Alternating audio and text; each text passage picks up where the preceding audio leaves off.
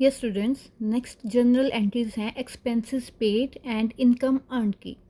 Expenses paid का मतलब होता है कि जो भी आपका खर्चा है कंपनी का, खर्चा कुछ भी हो सकता है, जैसे अपने कंपनी का रेंट पे किया है, इलेक्ट्रिसिटी बिल पे किया है, आपने अपने एम्प्लॉयज़ को सैलरी पे किया है, आपने इंटरेस्ट पे किया, आपने टैक्स पे किया है। तो पेड अमाउंट अगर कोई भी आ गई तो दैट मीन्स वो आपका क्या हो गया, एक्सपेंस हो गया। ठीक है जी।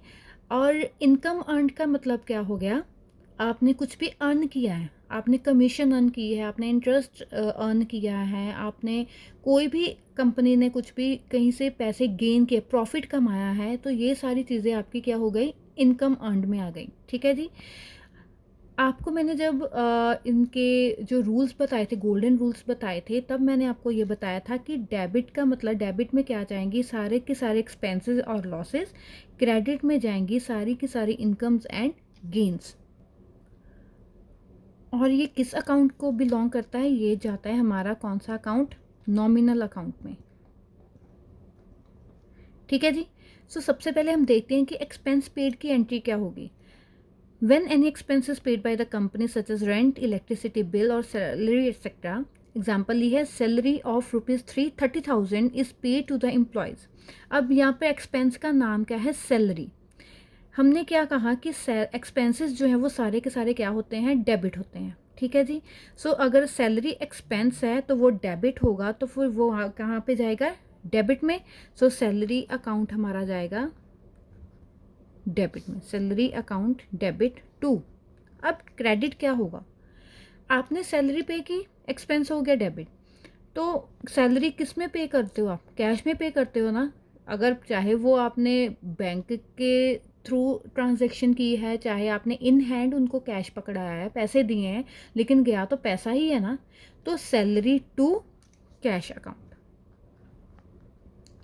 अगर आपने यहाँ पर अगर लिखा होता salary of 30,000 is paid to the employees through bank account, ठीक है, तो यहाँ पर हमने क्या लिखना था, to bank. Okay ji.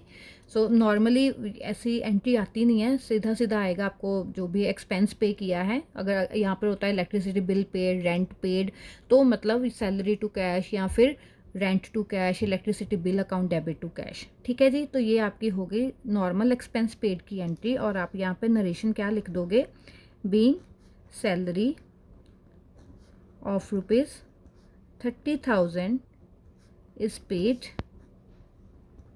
to employees। ठीक है जी। और इसमें क्या आ जाएगा, कितने पैसे आ जाएंगे, 30,000 डेबिट में और 30,000 क्रेडिट में। ठीक है जी। नेक्स्ट है इनकम अर्नड। इनकम मतलब आपने कुछ कमाया है।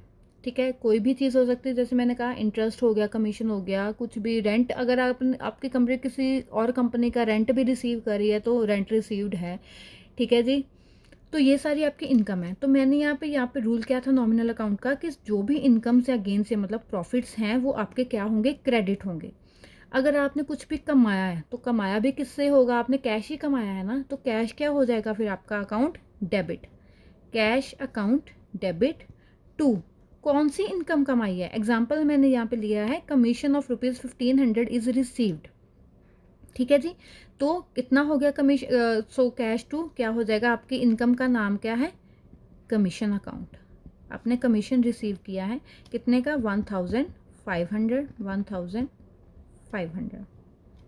तो यहाँ पर नरेशन क्या बन जाएगी आपकी, being commission of ₹1500 is received. ठीक है जी। याद रखना, एक्सपेंसेस होंगे हमारे डेबिट और हमारी इनकम्स होंगी क्रेडिट। और उसके बदले में डेबिट और क्रेडिट क्या होएगा हमारा, कैश अकाउंट। अगर आपने बैंक के थ्रू पेमेंट्स यहाँ रिसीव किया है तो बैंक अकाउंट आएगा, नहीं तो नॉर्मली हमारा कैश अकाउंट ही डेबिट और क्रेडिट होगा। ओके जी, क्लियर, थैंक यू।